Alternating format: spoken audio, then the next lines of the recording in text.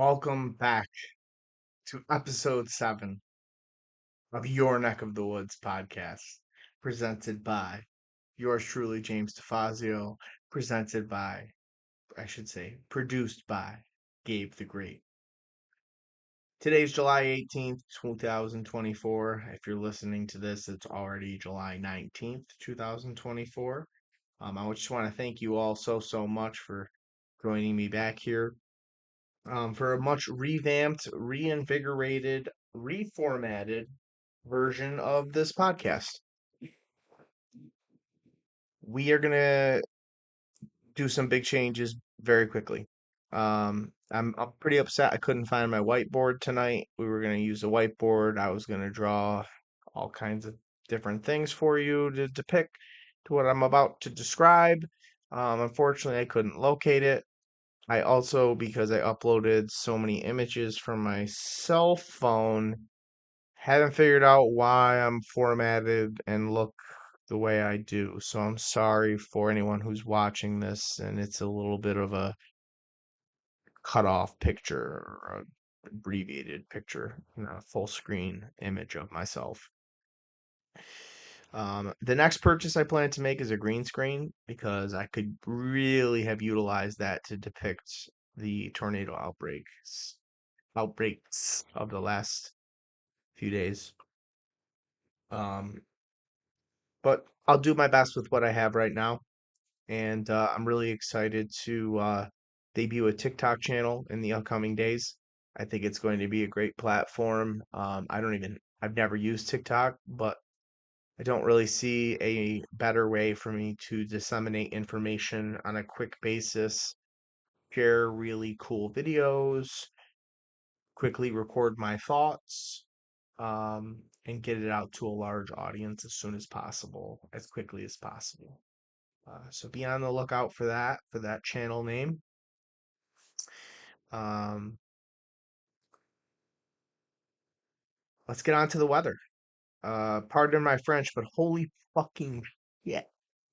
What a couple of weeks we have had. I may have been gone for over a month here due to unforeseen circumstances, but we're back and we're ready to roll. And my gosh, did the weather provide a lot for us to talk about. What happened this past week is, and I don't use this term lightly, I don't like to use this term at all, but it's hard not to when you have multiple outbreaks in the same week, one of which resulted in a very strong tornado in a populated area. Yes, this is unprecedented. It's an unprecedented event, unprecedented week in weather in central New York history. There have been similar things, nothing quite like this. Let's start with Hurricane Beryl.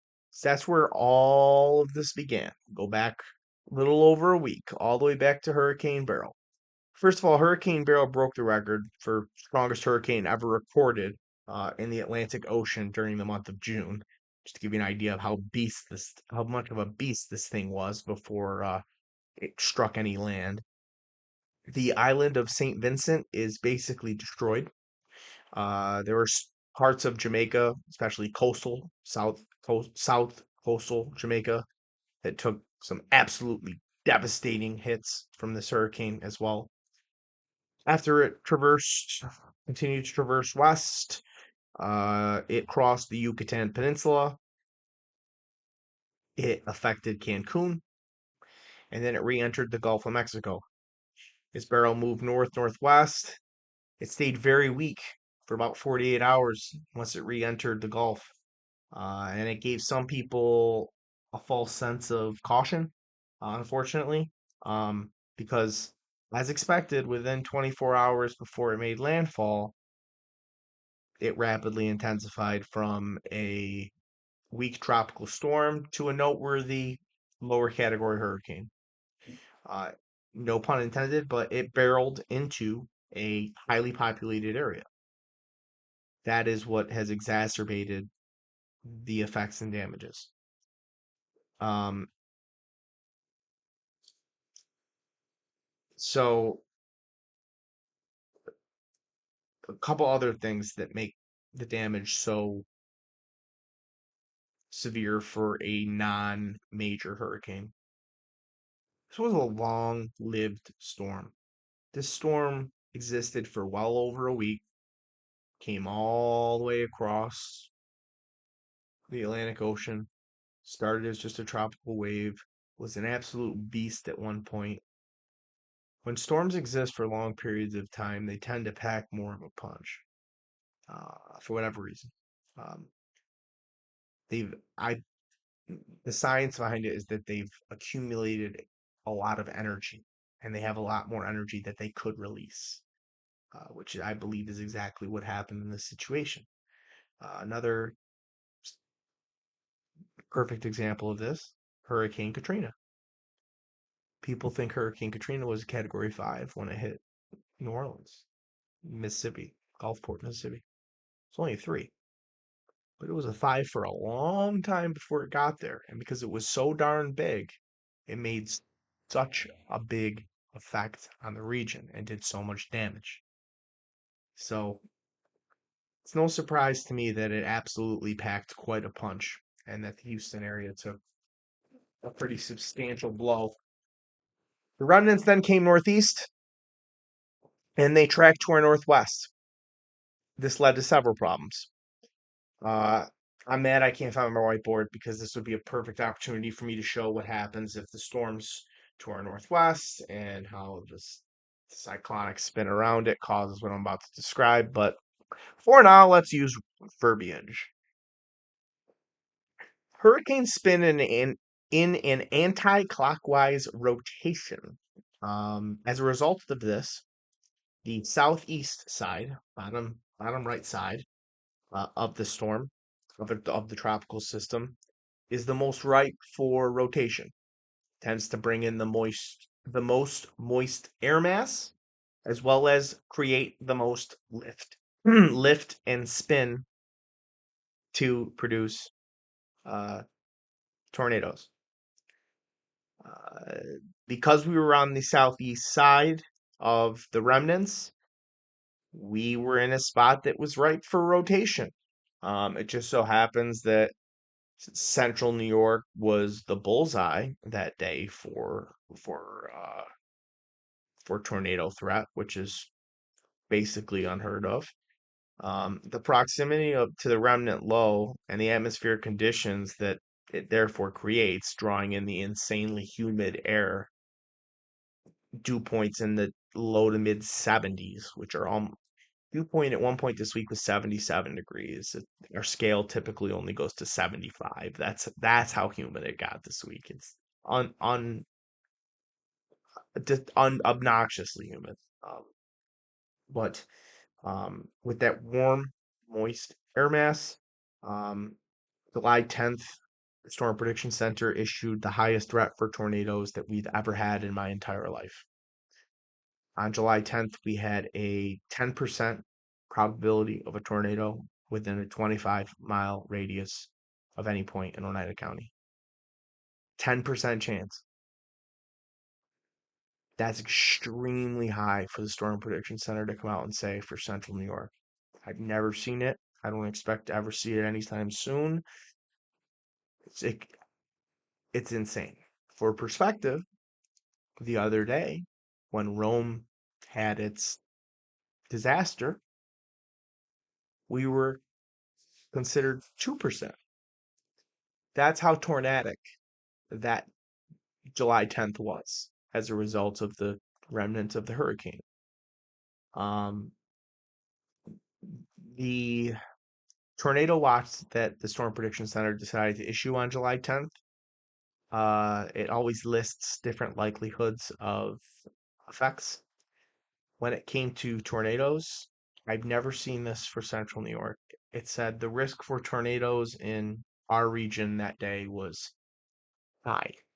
Not moderate, not medium, straight up high. There was a high risk for tornadoes. And I would say that that verified. There were 7 tornado warnings at one point at the exact same time across New York State. It was a hell of a day. Um, we got very lucky that all of the tornadoes that did touch down that day didn't hit anywhere popul pop populous or very populated. Nothing like what happened in Rome. Moving on, as July 10th continued, by the end of the day, 10 tornadoes had been confirmed across New York State. 10. Um, Thankfully, none of them struck a very populous area. Um, let's take a look at some radar images from July the 10th. Bear with me as I pull these up, please. Here's a map of the 10% shading that I was referring to from the Storm Prediction Center on July 10th, depicting everywhere in that yellow circle had a 20, like I said, a 10% chance of a tornado within 25 miles of any point in that spot. Something you just don't see around here. Here's the radar from July the 10th as the storm started to creep in from the west.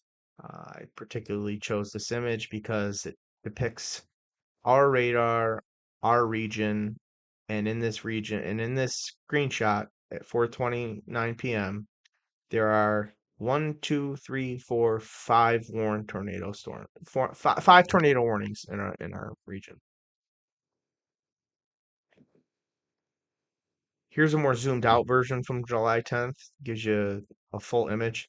We had tornado warnings from above the Tug Hill towards Watertown all the way down to the Pennsylvania border. Something you don't really see. Every storm that popped rotated. It was something you don't see around here.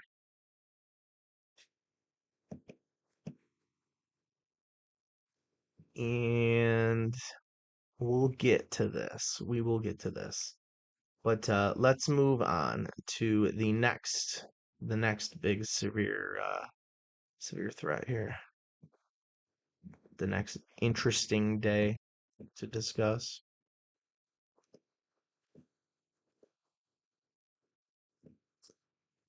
Sorry it took me so long to get back to myself here. So the next interesting day for severe weather was July the 15th, Monday. We got more rotating storms. The strongest of which hit southeast Oneida County. Um, Check out some of this rotation from Waterville. See if I can not mess this up.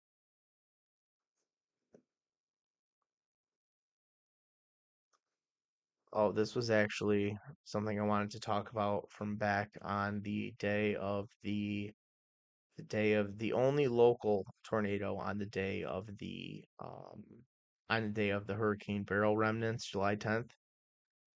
This storm dropped a hurricane on the northeast side of Forestport, and I have a story about this. So I'm watching the radar, looking at my mom's house here. My mom lives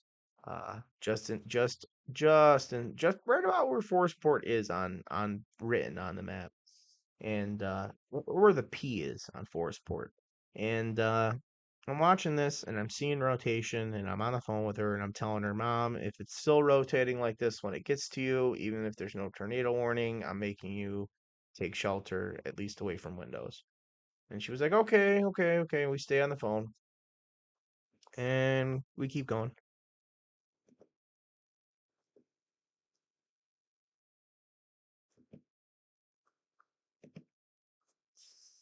So here's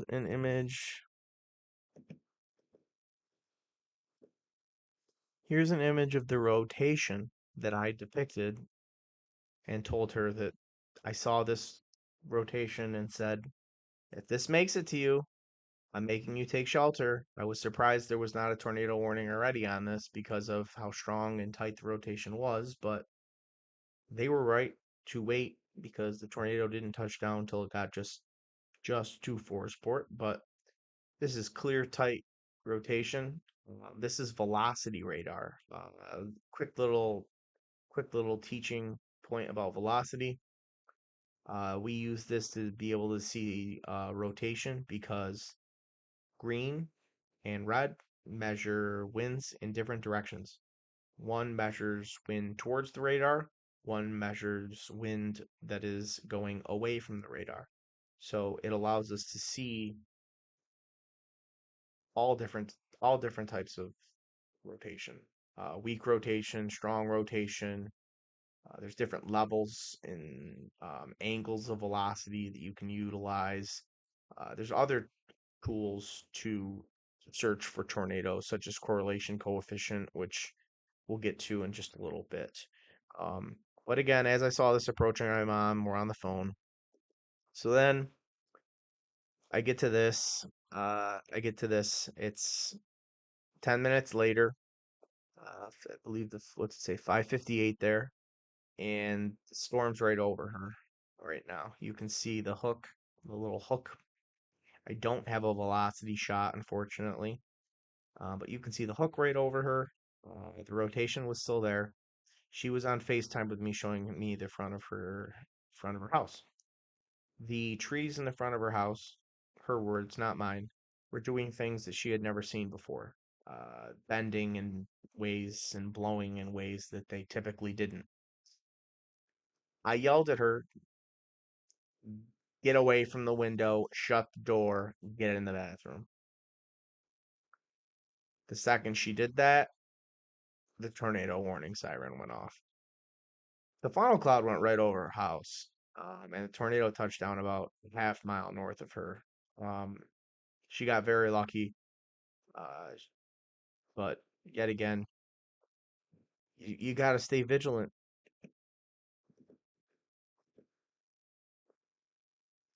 Started talking about Monday, July 15th, and how the strongest storm that day was in southeast Oneida County.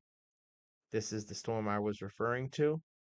This is the storm as it is approaching Waterville, Sangerfield, and there was pretty clear evidence of strong rotation yet again and the fear of a tornado. I don't actually, I know there was never anything confirmed as a result of this, but still a very strong storm and another example of rotation this week. But even though nothing touched down from this, we got some crazy, crazy footage.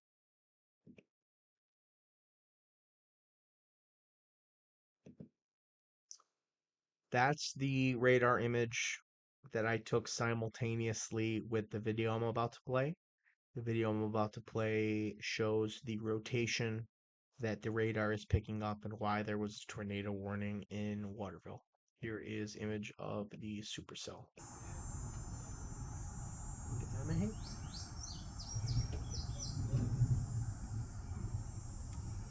See the different layers. Really cool image. A little eerie, but I like it.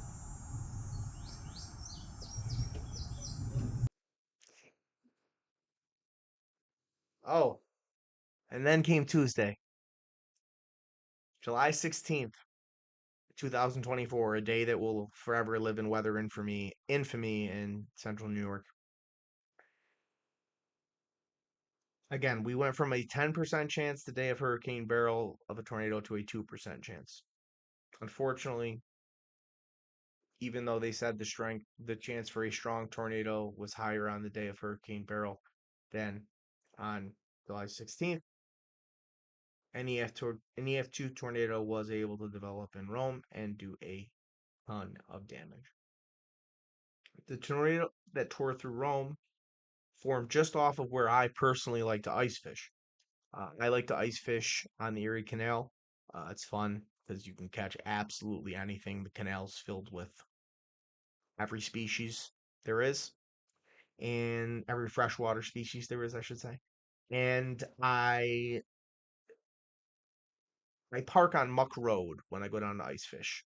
And down on Muck Road, down from Bellamy Harbor Park, uh, there's the Mohawk River, there's the Erie Canal, there's a park, there's piers, and there's an open area.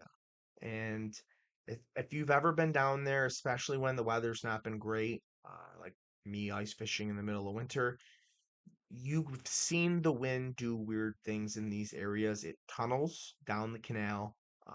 It I don't want to say it funnels where the canal and the near the where the canal and river meet, but it I would say that I've seen it swirl at times, not to the point where it's going to create a tornado. It's not That's not how tornadoes form, but does it shock me at all that this is where this originated? Not even a little bit. Not even a little bit. It's always been a wind tunnel to me. It had some flat area to it had some it likely had some additional wind to help it drop the funnel. It had some flat ground before it got into the city of Rome, and there's no reason. Perfect storm. No pun intended. Um, Shortly after it crossed Muck Road and got out of Bellamy Harbor area, it entered Rome right near Railroad Street. Um,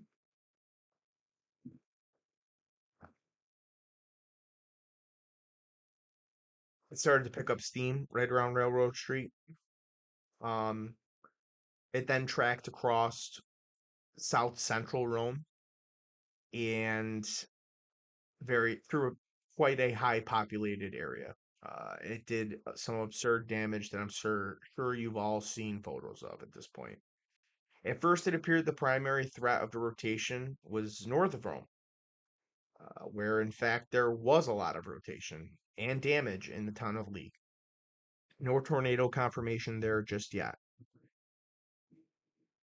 But severe thunderstorm winds can still be absurd. Hurricane force, 80 to 90, even 100 miles per hour without a tornado. So just because there's not a tornado doesn't mean you can't see some just absolute destruction. The Rome tornado ended up being rated an EF2 with maximum wind speeds of 135 miles per hour, just 1 mile per hour shy of it being an EF3. The damage that I've seen personally supports these findings. I predicted an EF2 based on the damage photos that I assessed. Um, Aside from the ample building and vehicle damage, when you see bark ripped off a tree, when you see the trees delimbed, you know we're talking about serious wind, like legit scary high winds. Was that the other thing that is great is amazing is the tornado was on the ground for 5.3 miles from all the way from Muck Road where it lifted near Hanger Road on the far side of Rome. 5.3 miles as an EF2 through a populated area in central New York, pretty much unheard of. We are up to 6 confirmed tornadoes on July 16th in New York State. I expect that number to go up at least one. Um, if it doesn't change how impressive what happened was. A couple things to add on before we move forward, and I show some images. The most shocking, impressive, unexpected result of the survey, in my personal opinion, of the tornado survey, they determined that the tornado was 300 yards wide, 3 football fields wide. And that was not for a quarter of a mile or a piece of Rome. They said the majority of the duration of the 5 miles, it was 300 yards wide. Griffiths has a ASOS station which can really accurately measure wind speed. It was a little over a half a mile from the tornado, and it got an 89-mile-an-hour gust. That far away, 89-mile-an-hour gust, after hearing that it was 300 miles wide, 200 miles. Oof. Misspoke there. Big difference there. 300 yards wide. Yeah, I'm not surprised. I'm not surprised at all. It's insane. It's absolutely insane.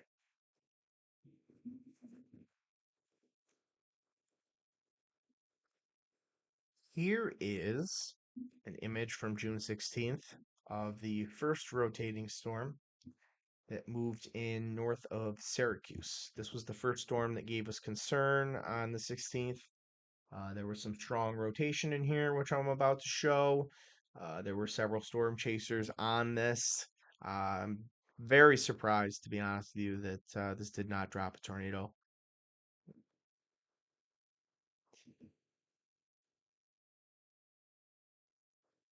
That was a duplicate. Sorry about that. Here is a radar. Here are the two images I wanted to show. One depicting the northern end, one depicting the southern end of the line of storms that was approaching on the 16th. So this is 2:44 p.m.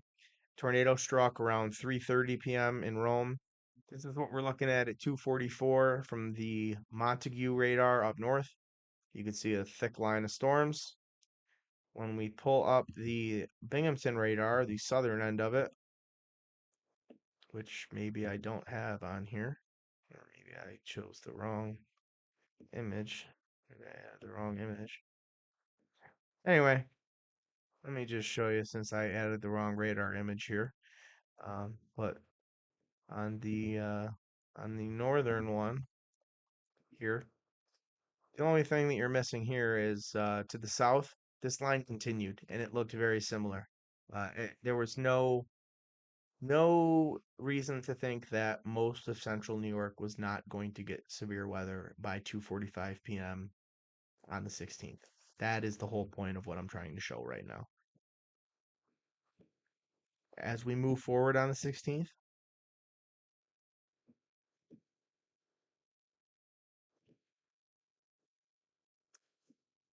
there's the rotation on the north side of Rome. You can see the winds going in opposite directions. Tornado warning just to the south, which is pretty par for the course. Now we get into Rome. Now we get into Rome. First, before we get into that, let's go back to here. This is the storm again north of Syracuse.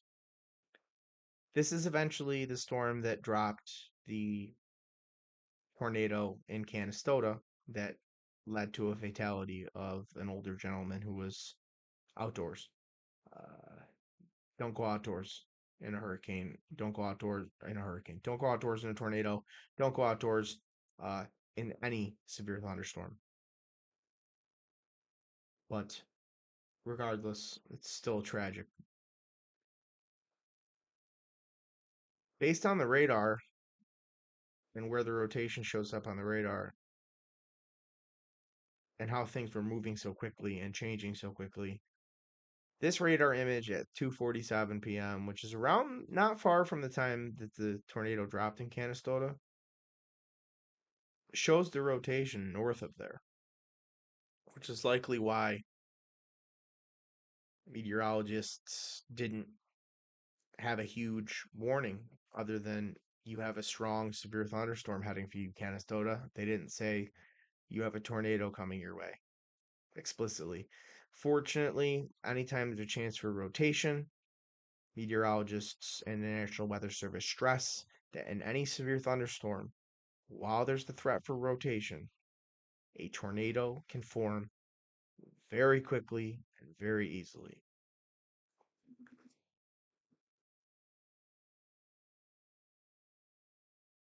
The strong rotation in the south absolutely warranted the tornado warning. This storm moved east, like I said, eventually getting to the Canastota area and really doing damage. Now we are looking at the same cell that went through Canastota. Um, this was all part of a big cluster of storms, a nice MCS, as meteorologists refer to them. Um, this shows the tornado warning that was issued prior to the Rome tornado at 3:15 p.m. there was a strong hook and rotation heading for Lee, New York. Lee, New York is going to be surveyed, I believe, today. They had a lot of wind damage. There's not a ton of evidence to prove a tornado touchdown there yet, but based on this rotation and the radar image, wouldn't shock me if they found one. Um, it also goes to show how strong what went through Canastota was. And as we move forward a few minutes here, you'll see how this cell transitioned its rotation ever so slightly east and into the city of Rome.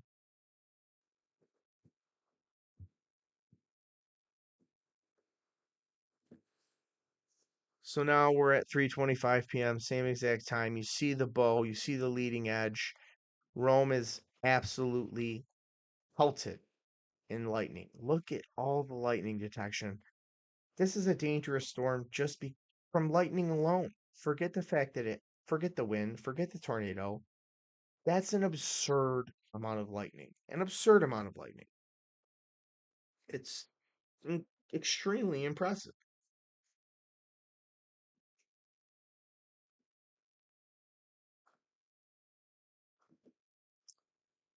Here is rotation, a rotation image. Let me hide that one there so you can see it a little clearer. Here is the rotation image once the tornado warning was issued for the city of Rome. This is 3:33 p.m. I believe they confirmed the tornado was on the ground by 3:35. You can see the very strong rotation, and you can also see where the National Weather Service had a nice big box over the city of Rome, a nice big red polygon, because very quickly it was evident that this entire MCS was rotating. This is an image of the storm that hit Rome as it went over Oneida Lake. Eerie. Yes, I'm sure they used some filters on that photo, but still pretty crazy. Go back to this image really quick. Uh, at this time, this exact time at 3:33 p.m., I was on the phone with my sister. My sister lives in downtown Rome, not far from about a half mile from Rome Memorial. It was right at this time that I yelled at her to seek shelter. Uh, Basically, immediate at the same time as the tornado warning was issued, I saw what they were seeing. We all go around the same boat. I yelled at her, take cover, and then we lost communication, and I didn't hear from her for about another half hour. Come to find out, the cell phone towers, the Wi-Fi, and the power in Rome were already down. She never got that text. That text came through a day later. She still took cover, and she's fine, thank God. No one in her neighborhood was hurt or harmed. As far as I know, no one in Rome was severely injured at all. But her neighbor's windows were blown out. That was very common across Rome. As the it's insane. You didn't have to be, again, a 300-yard wide tornado isn't just a tornado that went down a street. It's not, the Boonville tornado where it went down the one. You can see the path. No, it's not like the Westmoreland tornado from last year where you can literally see the 50-yard wide path. It's a whole other scale. Um, this tornado's developed extremely fast, which happens all the time. Uh, like I was saying before, any severe thunderstorm, anytime rotation exists as an ingredient in the atmosphere, it can it can change quick, and you have to be alert. At the end of the day, if you're not going to listen to the whole seek shelter, go into your basement, no most interior room, please do if you see a funnel coming right for your exact location. But at the very least, do me the favor and get away from the windows. Just get away from windows. Get away. You don't get away from broken. Just don't get hit in the face with glass. Don't. It's. I know so many people that got hit with broken glass. Friends of my sisters. It's scary. You don't want to be near glass, whether it's a tornado, a severe thunderstorm. Not good. Not good. But the images of Rome are absolutely surreal. I'm not going to bombard you with damage photos because they're literally posted everywhere, and I'm sure everyone has seen them. Uh, I will post or I will show a few highlights, personal highlights, before I show the images. What impressed me the most? The amount of vehicles that were thrown and flipped. The fact that trees were debarked and delimbed. The fact that the B-52 bomber in Rome was moved over 20 feet and had a wing broken. And then in general, the size, strength, and duration of this tornado. With that said, here we are. There is a photo of a car upside down and a street light snapped in half. Here is a photo of a metal street sign folded over like a piece of paper.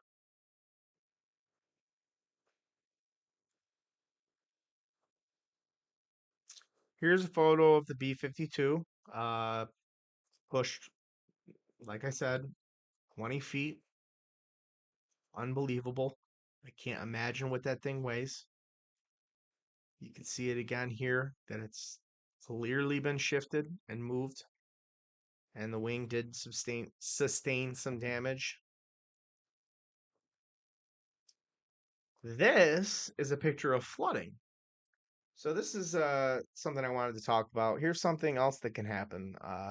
South of this storm and severely overlooked, while this was happening, exactly simultaneously as this was happening in Rome, South Utica and New Hartford got, I should say, and Utica, even East Utica, we get where I am here in East Utica, the same exact thing happened.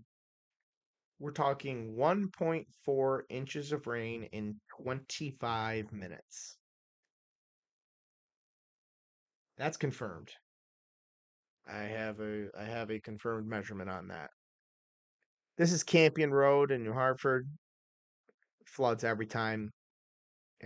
You get 1.4 inches of rain in 20 minutes. It's pretty hard to get it to not flood, but Campion Road's a well known problem area. But fortunately, our creeks were low enough around here to be able to handle that quick burst. If we got another one shortly after, it might not. Fortunately, we looked dry for a few days.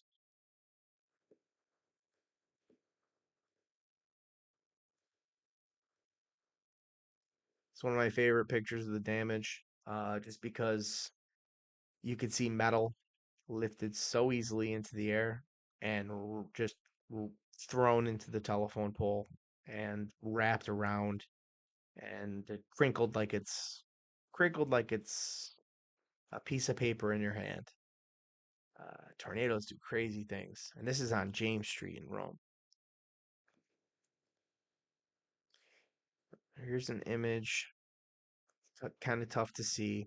I wish I could blow this up. It is also the thumbnail of the video. I recommend that you pause and zoom in on this. This is the best photo I've been able to find of what I believe to be the tornado in Rome. This is a picture taken from Route 5 uh, at Crystal Springs Golf Course, looking north at 3:30 p.m. And while I don't believe what you're seeing is the entire tornado, I believe you're seeing the rain wrapped tornado. So within that funnel that is rain wrap that reaches the ground, somewhere in there was likely the tornado or about to be the tornado that that did all the damage before Rome. One really funny thing to talk about before I let y'all go. Um, the movie Twister came out this week. Ironic, for a couple reasons. Um, it's supposed to be, m- cinema's modern take on the tornado. And I've been told that it begins with an extremely interesting, ironic quote that I believe we can blame the writers for our unfortunate luck these past few days. At the beginning of the movie, I quote, they state, New York State does not get very many tornadoes. About that. Anyway, moving forward, there's going to be a follow-up episode posted tomorrow that dives into specific damage reports. I want to talk about specific wind readings. I want to talk about specific details of the two local tornadoes, and I also want to talk about some of the obnoxious hail that was measured in our area. Hail that doesn't doesn't get that big in our area. Obnoxious. New York State is up to 62 tornado warnings for the year of 2024. 62. And it's June 17th. The record is 71, and that occurred in the year 1998. And we are well on pace to surpass that and set a new record. Time will tell if that's going to happen, but I would be shocked if we don't. We're finally getting tonight is finally an open the windows, air out your house night. It's beautiful out there. Temperature dipped into the 50s. There's no humidity. It is so refreshing out there. It is beautiful.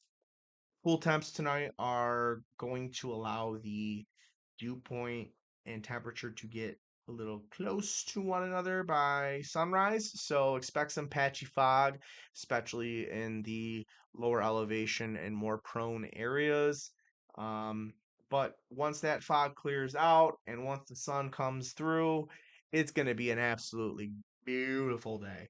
We're talking abundant sun, highs near 80 degrees, no humidity, no, you can't complain. And basically wash, rinse, repeat again for Saturday and Sunday, except a little warmer. We're talking like 84 Saturday, Sunday, but again, more sun than clouds and dry. And not obnoxiously humid for once, thankfully, because it's been more humid than it should ever be. Slightly warmer Monday before we end up getting some showers midweek. Tuesday through Thursday next week looks stormy, wet. We'll get into that as we get closer. And then the week after that, it looks like we're going to warm right back up. We're looking at a higher than average shot at above normal temperatures. So 85 to 85 to 90-degree temperatures likely, um, 8 to 14 days out. Thank you again so much. I hope you enjoyed this. I hope you found this somewhat interesting. Send me any and all questions that you have. I'm more than happy and live to answer and help. Stay beautiful. And as always, c'est la vie.